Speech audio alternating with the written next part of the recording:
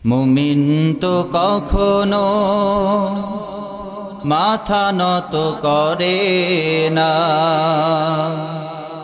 হোক না সে বন্দী কারাগারে।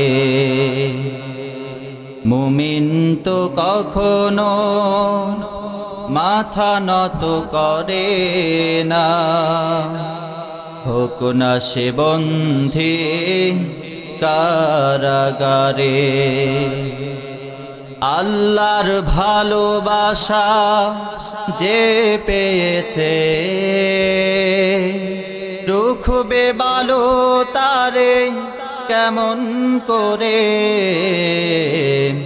মুমিন তো কখনো মাথা নত করে না, হোক না সে বন্দী কারাগারে। আসুক যতই ঝড়, আসুক বিপদ, রুখতে হবে সে তো নিয়েছে শপথ।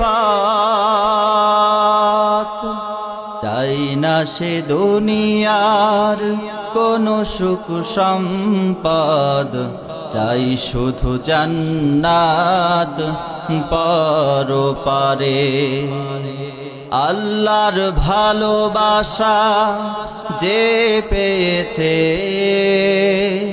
রুখবে বলো তারে কেমন করে। মুমিন তো কখনো মাথা নত করে না, হোক না সে বন্দী কারাগারে। একবিংশ শতাব্দীর বিজ্ঞানের নিত্য নতুন জয়যাত্রার এ যুগে বিজ্ঞান আমাদের কাছে সর্বোচ্চ যে অবদানটা দিয়েছেন, সেটা হচ্ছে তারা মাটির মানুষকে চন্দ্রলোকে পৌঁছায় দিয়েছেন। সকলেই বলি সুবহানাল্লাহ।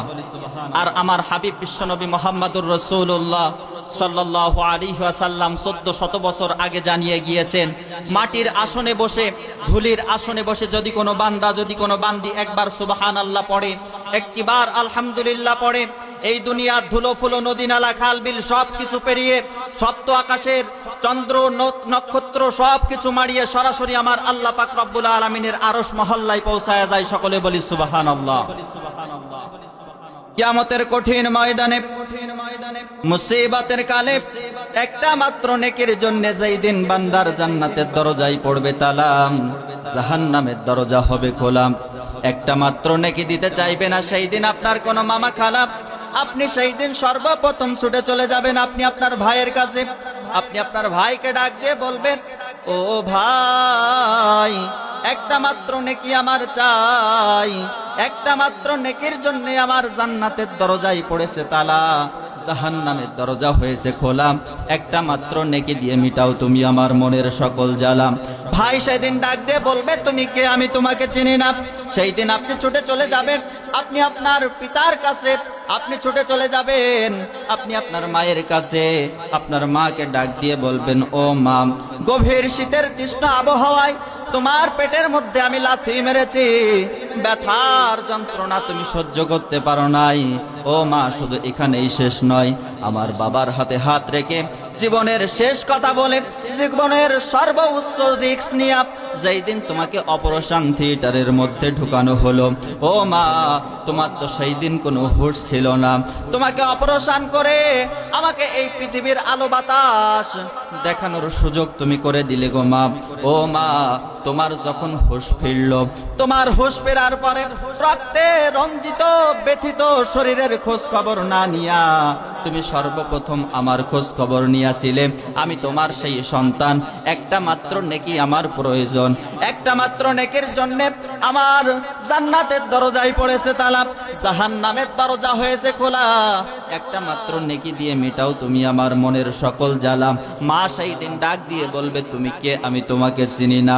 আপনি ছুটে চলে যাবেন আপনি আপনার স্ত্রীর কাছে, আপনি ছুটে চলে যাবেন আপনি আপনার সন্তানের কাছে। কিন্তু সেই দিন কেউ তাদের নিজেদের পরিচয়টা দিতে চাইবে না, প্রত্যেকেই তারা তাদের নিজেদের পরিচয়গুলো গোপন করে ফেলবে। এমন কঠিন সংকটময় মুহূর্তে আল্লাহ পাক রব্বুল আলামিন ফেরেশতাদেরকে ডাক দিয়ে বলবেন, ও আমার ফেরেশতারা, তোমরা যাও এই বান্দার এই বান্দির পিছনের আমল নামাটা একটুখানি উল্টা পাল্টায়া দেখো, আমার এই বান্দার পিছনের আমল নামার মধ্যে একটা সুবহানাল্লাহ পাওয়া যায় কিনা, আমার এই বান্দির পিছনের আমল নামার মধ্যে একটা আলহামদুলিল্লাহ পাওয়া যায় কিনা। যদি ওই বান্দা ওই বান্দির পিছনের আমল নামার মধ্যে একটা সুবহানাল্লাহ পাওয়া যায়, একটা আলহামদুলিল্লাহ পাওয়া যায়, ওই একটা সুবহানাল্লাহ ওই একটা আলহামদুলিল্লাহটাকে কোটি কোটি গুণ বৃদ্ধি করে দিয়ে আল্লাহ পাক রব্বুল আলামিন সেই দিন ফেরেশতাদেরকে বলবেন, জাহান্নামের দরজায় তালা লাগায়া আমার এই বান্দা বান্দির জান্নাতের দরজাটা খুলে দাও। একটু জবান খুলে বলেন সুবহানাল্লাহ। আল্লাহ নবী সাল্লাল্লাহু আলাইহি ওয়াসাল্লাম বলেন, জবান দ্বারা বলতে বিন্দু মাত্র কষ্ট হবে না, কিন্তু ছোট ছোট বাক্য মিজানের পাল্লাটা ওই দিন অনেক ভারী করে দিবেন। লা ইলাহা ইল্লাল্লাহু মুহাম্মাদুর রাসূলুল্লাহ সাল্লাল্লাহু আলাইহি ওয়াসাল্লাম। আমার বন্ধুরা, আমার ভাইরা, যেই আলোচনা আমি করতেছিলাম, মিজানের পাল্লাটা ভারী করে দেওয়া হয়, জবান দ্বারা বলতে বিন্দু মাত্র কষ্ট হয় না, কিন্তু আমরা মুসলমানেরা আমরা এমন হয়ে গিয়েছি, মসজিদের বারান্দায় বসে বসে যত জাগতিক কথাবার্তা রয়েছে, যত ফায়েসা কথাগুলো রয়েছে আমাদের জবান দ্বারা হয়, কিন্তু আল্লাহর নামের এই ছোট্ট ছোট্ট বাক্যগুলো, রাসূলের নিয়ে যেই বাক্যগুলো, সুন্দর সুন্দর কোরআন সুন্নাহর যেই কথাগুলো, এইগুলো আমাদের জবান দ্বারা বাহির হয় না। কিন্তু আল্লাহর কসম করে বলি, এইগুলো আমার হাবিব বিশ্ব নবী মুহাম্মদুর রাসূলুল্লাহ সাল্লাল্লাহু আলাইহি ওয়াসাল্লামের শেখানো যেই পদ্ধতি, এই পদ্ধতির মধ্যে নাই। তাহলে যেই পদ্ধতি বিশ্বনবী সাল্লাল্লাহু আলাইহি ওয়াসাল্লাম আমাদের জন্য শিক্ষা দেন নাই, সেই পদ্ধতির বহির্ভূত যেই কাজ আমরা করতেছি, এর দ্বারা আমাদের কিন্তু বিন্দু মাত্র ফায়দা নাই। কথা বলেন ঠিক কিনা? আল্লাহ রাসূলের সোনার সাহাবীরা বিশ্বনবী মুহাম্মদুর রাসূলুল্লাহ সাল্লাল্লাহু আলাইহি ওয়াসাল্লামের শেখানো পদ্ধতিগুলো কেমন ভাবে তারা মানতেন। তাদের জীবন যাবে যাক, তাদের জীবনের উপর দিয়ে যতই নির্যাতনের জুলুম স্টিম রোলার চালানো হোক না কেন, সবকিছু তারা অপেক্ষা করেও আল্লাহ এবং আল্লাহর নীতির বহির্ভূত কোনো কাজ তারা করতেন না। তার বাস্তব একটা উদাহরণ দিলেই আপনারা বুঝতে পারবেন। উদাহরণটা হচ্ছে ইসলামের প্রথম ছাত্র, ইসলামের প্রথম খলিফা হযরত আবু বকর রাদিয়াল্লাহু তাআলা আনহু। এই নামটা আপনারা শুনেছেন তো নাকি? একটু আওয়াজ করে বলবেন, শুনেছেন কিনা, জানেন কিনা? হযরত আবু বকর রাদিয়াল্লাহু তাআলা আনহু বিশ্বনবীর পরে সর্বপ্রথম খিলাফতের দায়িত্ব পেয়েছিলেন। আবু বকর রাদিয়াল্লাহু তাআলা আনহু যখন খলিফা খিলাফতের দায়িত্ব শেষ করে বাড়িতে এসেছেন খানাপিনা করার জন্য, খানাপিনা দস্তারখানায় রেডি। আবু বকর রাদিয়াল্লাহু তাআলা আনহু দস্তারখানায় বসেছেন, খানাপিনা করবেন। এমন মুহূর্তে দস্তারখানার দিকে তাকিয়ে দেখেন এত সুন্দর সুন্দর খাবারের ব্যবস্থা করা হয়েছে। প্রাণের স্ত্রীকে ডাক দিয়ে বলেন, স্ত্রী রে, এত সুন্দর সুন্দর খাবারের ব্যবস্থা পরিবেশনা তুমি যে করেছো, এই খাবার তুমি কোথা থেকে পেয়েছো? এটা বুঝি তোমাকে কেউ আমাদের জন্য এটা বুঝি কেউ উপহার পাঠিয়েছে, আমাদেরকে দিয়েছেন? স্ত্রী তখন ডাক দিয়ে বলেন, হে আমিরুল মুমিনিন, এটা আমাদের জন্য দেন নাই। স্ত্রীকে ডাক দিয়ে বলে, তাহলে তুমি এটা কোথা থেকে পেয়েছো? স্ত্রী তখন ডাক দিয়ে বলে, আপনি আমাকে প্রতি মাসে যেই খরচটা দেন বাজার করার জন্য, আমি তার থেকে একটু একটু করে জমিয়ে আমি নিয়ত করেছি আমাদের সন্তান সন্ততিদেরকে নিয়ে আমি আমাদের পরিবারের সবাই মাসে একদিন অথবা 2 দিন করে ভালো খাবারের ব্যবস্থা করব।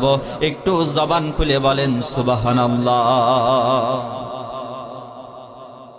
আবু বকর রাদিয়াল্লাহু তাআলা আনহু যখন স্ত্রীর জবান থেকে এই কথাটা শুনলেন, স্ত্রীর জবান থেকে এই কথাটা শোনার পরে অত্যন্ত রেগে গেলেন, চোখ মুখ লাল হয়ে গেল, কেমন যেন হয়ে গেল। ওই খানা পিনা আর গ্রহণ করলেন না। ওই জায়গার থেকে দস্তারখানার থেকে রাগান্বিত অবস্থায় উঠে চলে গেলেন। প্রতিমধ্যে যাইতে যাইতে দেখা হয়ে গেল বেলাল রাদিয়াল্লাহু তাআলা আনহু এর কাছে। বেলাল রাদিয়াল্লাহু তাআলা আনহু এর সাথে যখন দেখা হলো, বেলাল রাদিয়াল্লাহু তাআলা আনহুকে ডাক দিয়ে বলছেন, ও বেলাল, এই মুহূর্তে তুমি মসজিদে নববীতে যাও। মসজিদে নববীতে যে এই মুহূর্তে তুমি আজান দিয়ে দিবা। বেলাল রাদিয়াল্লাহু তাআলা আনহু বললেন, এখন তো হুজুর জোহরেরও সময় না, এখন তো আসরেরও সময় না, এখন আমি আজান দেব কোন ওক্তের? প্রশ্ন আছে না নাই? জোহরেরও সময় না, আসরেরও সময় না, আমি আজান দেব কোন ওক্তে? আমার বন্ধুগণ, আমি ছোট্ট করে জবাবটা দিয়েই সামনে চলে যাচ্ছি। এখন ফেসবুক পাওয়া যায়, গুগল পাওয়া যায়, এখন আমরা অনলাইনে অনেক রকম মাধ্যম পাই। যে কোনো তথ্য যদি জানার দরকার হয়, যে কোনো তথ্য যদি আমাদের প্রচারের মাধ্যম লাগে, আমরা একটুখানি স্ট্যাটাস দিয়ে দিলেই কিন্তু মুহূর্তের মধ্যে পৃথিবীর যে কোনো প্রান্ত থেকে তারা জানতে পারে। কিন্তু তৎকালীন জামানায় ফেসবুক ছিল না, গুগল ছিল না, ইন্টারনেট ছিল না। সেই সময়ে তারা যে কোনো মাধ্যম যদি প্রচার করতে হতো, তখনকার যেই মাধ্যম ছিল সেটা হলো আজান। সকলেই বলি সুবহানাল্লাহ। আমার বন্ধুরা, আমার ভাইরা, এই জন্য বেলাল রাদিয়াল্লাহু তাআলা আনহুকে আজান দেওয়ার জন্য বললেন। বেলাল রাদিয়াল্লাহু তাআলা আনহু আজান দিয়ে দিলেন। আজান দেওয়ার পরে ওই আজানের আওয়াজ এই সমস্ত মুমিন মুত্তাকিদের কানে গেল। যাওয়ার পরে সকলেই তারা একত্রিত হয়ে গেল। একত্রিত হওয়ার পরে সকলেই মিলে তখন প্রশ্ন করল, হে আমাদের খলিফা, আপনি কি সমস্যায় পড়েছেন? এই মুহূর্তে আমাদেরকে কেন একত্রিত করলেন? তখন খলিফা জবান দিয়ে বললেন, আপনারা আমাকে খিলাফতের দায়িত্ব দিয়েছেন, তাই আমি খলিফা। আমার এই দায়িত্বের প্রতি কিন্তু কোনো লোভ ছিল না। আপনারা আমাকে বসিয়েছেন, তাই আমি বসেছি। আমি আপনাদের কাছে ছোট্ট করে একটা কথা জানতে চাই। কথাটা হলো এই, বিশ্বনবী ছিলেন আমার খেলার মাঠের সাথী, তিনি ছিলেন আমার বন্ধু।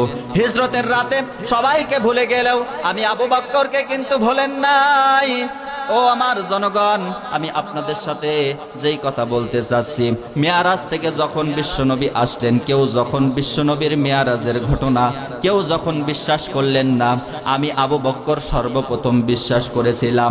যেই নবীর সাথে আমার জীবনের এত সুন্দর সুনিবড়ি সম্পর্ক ছিল, ওই নবী যেই জান্নাতে থাকবে, আমিও ওই জান্নাতে থাকব।